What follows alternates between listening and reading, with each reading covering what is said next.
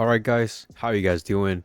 I know it's been a little while, it's been like probably a couple of days, but my computer kind of effed up, it died on me, unfortunately, but now I got it a little bit fixed, but maybe this might be one of the last videos you see me doing, here. Same equipment, but just different kind of setup because, I'm trying to get better at this as I, go into this kind of journey and this kind of channel because, I like to react to stuff and I like to critique it, I like to give my own opinion and, this gives me the liberty and the freedom to, express my freedom of choice. You know what I mean? That fucking bullshit, First Amendment, free speech. You know what I'm saying? But I'm going to react to fat bias and thin privilege, and I'm gonna make this part two because part one it got a couple of hundred views. It got like 100 something views, and so I'm like, okay, that's pretty good. And so I'm gonna make a part two of this, but I'm not going to react fully to little TikTok snapshots and freaking videos of 30-second to 1 minute videos of TikTok. I'm going to actually react to a TED talk. I know, right? It's not TikTok, a TEDx talk by some activist woman that she thinks she knows everything in the world, and that thin privilege is such a bad thing for the younger generation, and that is killing everybody, all that kind of BS. But here's the thing, I'm gonna make a deal with you. If you watch till the end, and if you watch this, comment down below what you like about the video. Maybe the demographic of people, it's growing every single other week, because I need to get consistent with this. And so this kind of made it kind of impossible to put it on the laptop, and it will overheat, and it's not a pleasant experience to have your equipment that on you, and then you're just left with your opinions and waste of time. And so I'm going to actually take advantage of this time, and so I'm going to actually listen and react to it, and have and only if I have a quick opinion of what she said, and give a little bit of context, and give my own opinion at the right time, then I must do it. Okay? And so watch the video till the end and let me know what you think about it. Okay? When you hear the word fat, what thoughts and images come to mind? Some of you might think of fat as the extra 10 pounds you're currently trying to lose. Others might be thinking, I wonder what the fat content was in the bag of potato chips I had for lunch. Right. And some of you, What the heck? when you hear the word fat, might think back to that time in middle school when someone called you fat and how it has affected Many times, the bro. rest of your life. Let's just admit it, fat can be a pretty loaded word no matter who you are. My own personal experience with fat is not special. I grew up a swimmer and disliked my body from an early age. I was a big girl growing up, which helped me gain a lot of success in the pool, but not so much success when it came to boys liking me or girls not targeting me with their cruel comments. I made it through middle school and high school and landed at Pepperdine University on a swimming scholarship. Well, a quick context, dude. Well, just a quick context over here. You know how she said that they used to bully her in middle school, high school, and above? Yeah, I actually did experience that, and so it's kind of not hurtful. See those kind of same experiences, because we can actually have something in common, and I'm pretty sure many of you that probably passed that past that stage of your life, you probably experienced that if you were fat middle school and through high school, and then you started switching your whole habits, which I do preach about that. But it's just how people are. What can we do about it, right? Where I endured the body image torment that you might imagine for an 18-year-old female swimmer living in Malibu, California. Interesting. I joined a sorority, Tri Delta, and we took part in a national body image campaign called Fat Talk Free Week. Fat Talk is a term coined by researcher Mimi Nichter that refers to the disparaging way that friends talk about their bodies. Things like, do I look fat in this? Or Maybe. she really shouldn't be wearing that dress. Damn. And Harsh I comments. can't believe I ate that last donut. I feel so fat. Sound familiar? For many women, this is I can't see it from a woman perspective because I'm not a woman, but I can see it from a man perspective.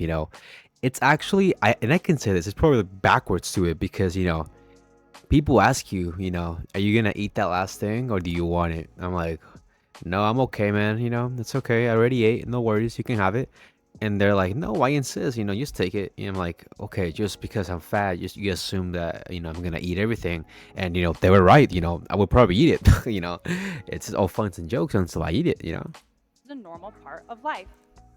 But fat talk is also occurring when you compliment a friend on their weight loss. How many of you have ever told a friend that they looked good after they lost weight? Yeah, absolutely. Unfortunately, this positive affirmation tells your friend two things. One, that they didn't look good beforehand, and two, Oh, I didn't. that No. fat is a bad thing. Pause. Pause. Pause. I mean, if you tell me fat is actually a bad thing, no matter what kind of background you come from, bad, well, bad, fat, it's a bad thing. And society kind of puts it in this way. If you're fat and you look a certain way, kind of like a disgusting, hobo, homeless way, then you must not get accepted into the society because you don't fit society norms and about the cleanliness and how about the hygiene. And so some of it's true, some of it it's over exaggerating, but everything that she has said so far, I can kind of agree on it, because I experienced it myself.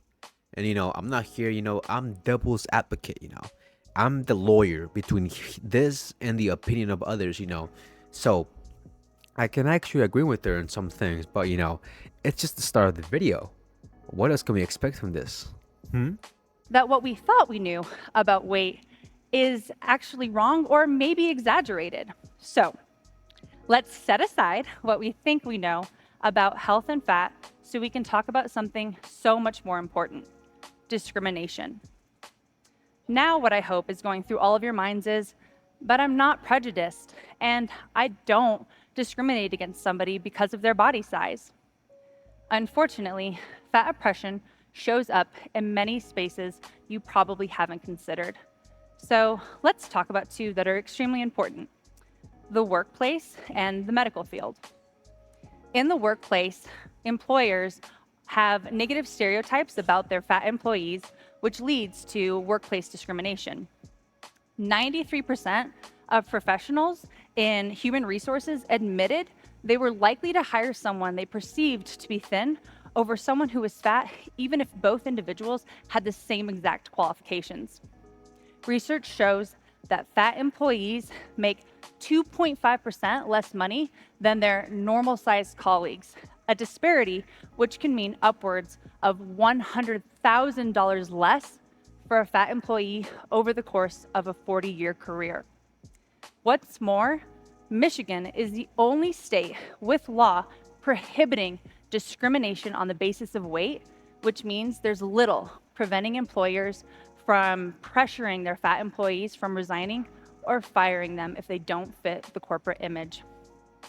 Fat employees are penalized simply for existing, while individuals like me in thin bodies, we never need consider the impact our body size can have on our hiring or promotions.